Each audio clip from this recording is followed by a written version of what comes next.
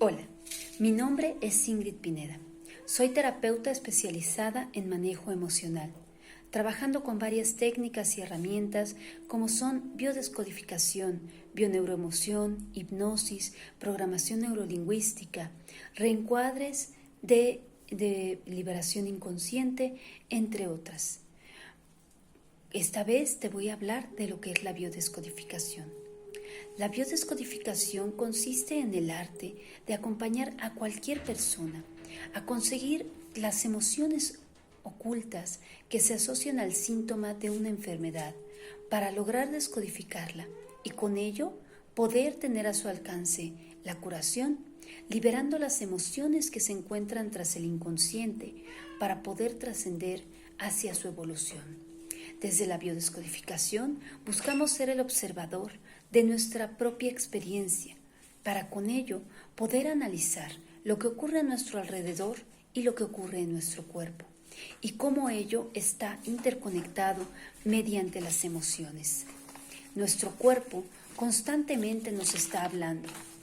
El cuerpo te habla no solo de lo que duele, también de lo que lastima, de lo que deseas, de lo que anhelas, de lo que mereces. Todo el tiempo te habla, solo hay que estar dispuestos a escuchar. La biodescodificación analiza cómo las emociones influyen en las enfermedades. Empieza desde la parte psicológica a finales del siglo XIX con Sigmund Freud, quien estudia ciertas enfermedades como neurosis, histerias, psicosis, con explicaciones que surgían de la mente. Esto se va aplicando gradualmente a las enfermedades y posteriormente surge otro psicoanalista muy importante, el doctor Carl Gustav Jung. Carl Gustav Jung nos habla del inconsciente colectivo y nos dice cómo funcionamos todos con distintos arquetipos.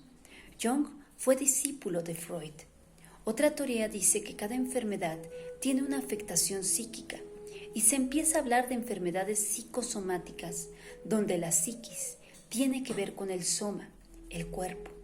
Otros precursores hablan de que uno se enferma por la psiquis, por la mente. Y entre estos aparece Reichammer, un oncólogo clínico alemán, el padre de esta especialización, quien ejercía la medicina tradicional. Hammer, estando de vacaciones en el Mediterráneo junto a un yate de un príncipe, este yate, dentro de él estaba un príncipe que era traficante de armas. Entonces se hace un disparo y una bala cae sobre el hijo de Hammer.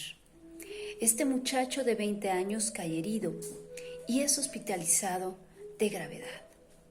5 meses después, el hijo de Hammer pierde la vida y de una manera muy conectada con el hecho, Hammer desarrolla un cáncer en uno de sus testículos. De manera simultánea, la esposa de Hammer desarrolla cáncer en su ovario. Esto lleva a Hammer a investigar. Hammer se propone investigar qué les pasó a ambos y comienza a observar estas coincidencias.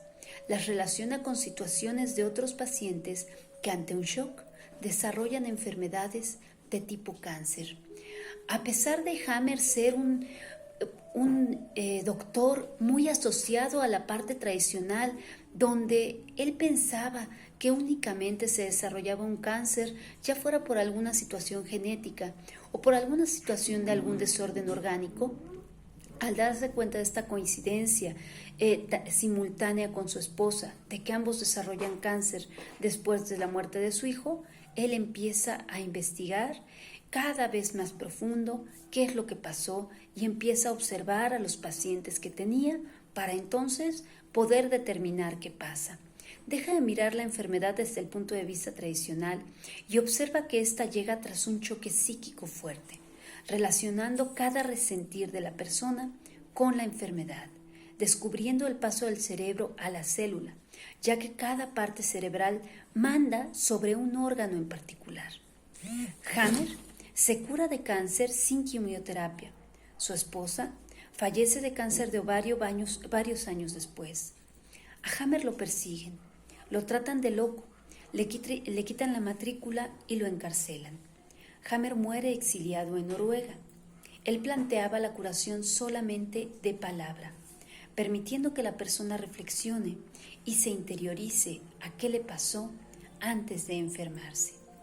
De ahí, Hammer elabora unas leyes biológicas basadas en toda esta investigación y en toda esta experiencia. La primera ley es la ley de hierro. La ley de hierro nos dice: las disfunciones graves se originan por un acontecimiento inesperado de gran intensidad, que es además vivido en soledad. El contenido del conflicto biológico desencadenado por este choque determina la localización de un foco de actividad que aparece en el cerebro y que se puede ver en un escáner en forma de un conjunto de circunferencias concéntricas y en la localización correspondiente de la disfunción en el cuerpo. Es el llamado síndrome de Dirkhammer o DHS. Después, la segunda ley de Hammer. La segunda ley de Hammer se llama carácter bifásico de las disfunciones. Un paciente que no haya resuelto su conflicto se encontrará en la primera fase, la de conflicto activo. Si consigue resolverlo, entrará en la segunda fase, la de sanación posterior a la resolución. Un conflicto inesperado o DHS interrumpe inmediatamente el ritmo normal día-noche e inicia la fase activa del conflicto. El choque dispara inmediatamente el inicio de un programa biológico especial y significativo que permite al organismo, psique, cerebro y órgano incrementar el funcionamiento diario y enfocarse de lleno en contender con la situación imprevista. En algunos casos, puede ser preferible no resolver el conflicto, sino reducir su intensidad a un nivel razonable antes de afrontar la segunda fase. Esto es, porque al intentar resolver este conflicto de una manera abrupta, esto puede crear un nuevo choque emocional que puede desencadenar otro conflicto. Después aparece la tercera ley, el sistema ontogénico de las disfunciones. Esta ley nos dice: la teoría estándar de las metástasis, recordemos que Hammer habla únicamente de cáncer. La teoría estándar de las metástasis sugiere que las células cancerígenas de un tumor primario viajan a través del torrente sanguíneo o del sistema linfático a otras partes del cuerpo.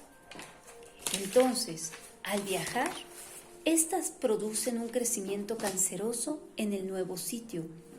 De acuerdo a las 5 leyes biológicas, los cánceres secundarios y terciarios no son el resultado de células cancerosas que migran, sino de un segundo o tercer DHS o síndrome de Dirkhammer, frecuentemente iniciado por un choque en el momento del diagnóstico o del pronóstico, que pone al individuo en una situación total de pánico, causando un nuevo conflicto, o más aún, varios nuevos conflictos, llevándolo a presentar cánceres adicionales. Esto quiere decir que al generarse un nuevo conflicto, esto lleva a presentar otro cáncer. Este conflicto desencadena otra enfermedad. La cuarta ley, la ley del sistema ontogénico de los microbios. Hammer nos dice: los microbios no causan las disfunciones, sino que nuestro cuerpo los usa, siguiendo las instrucciones del cerebro para optimizar la fase de sanación. Si están disponibles, en el momento de solución del conflicto, estos reciben una señal del cerebro para comenzar a trabajar en la tarea que les fue asignada, causando una inflamación como fase previa a la sanación. Recordemos que cuando hay inflamación en el cuerpo, no es sino la homeostasis que está generando tu organismo para entonces poder sanar. Cuando hay inflamación en alguna parte, es como un yeso que pone el cuerpo de una manera natural para que ya no se mueva ese lugar y el cuerpo pueda hacer su trabajo creando esta sanación. Después está la quinta ley, la ley de la quinta esencia. Esta nos dice, cada par de disfunciones, tal como ha quedado escrito, es un programa especial de la naturaleza con un sentido, desarrollado a lo largo de la evolución para permitir a los organismos salir de su funcionamiento ordinario para lidiar con situaciones particulares de emergencia. Todas las llamadas disfunciones tienen un significado biológico especial.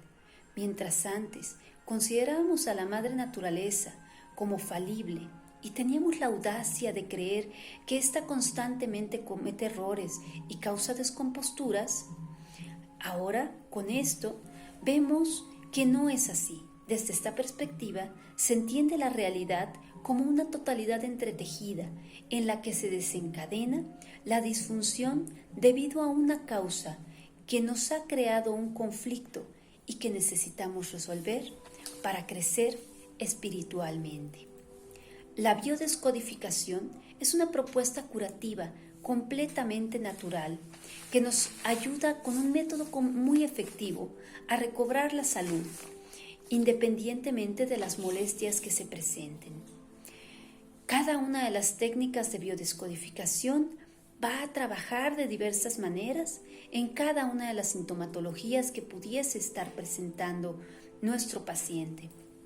Las emociones, hay que recordar que toda persona tiene la capacidad de desarrollar y modificar sus habilidades cognitivas, reeducar su inteligencia y transformar procesos de pensamiento frustrantes o limitadores, despertando todo tipo de capacidades. Damasio nos decía, las emociones son públicas y los sentimientos son privados. La emoción siempre se plasma en el cuerpo y se manifiesta a través de él.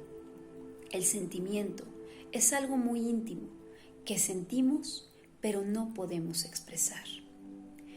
La emoción, nos decía Damasio, es de dominio público.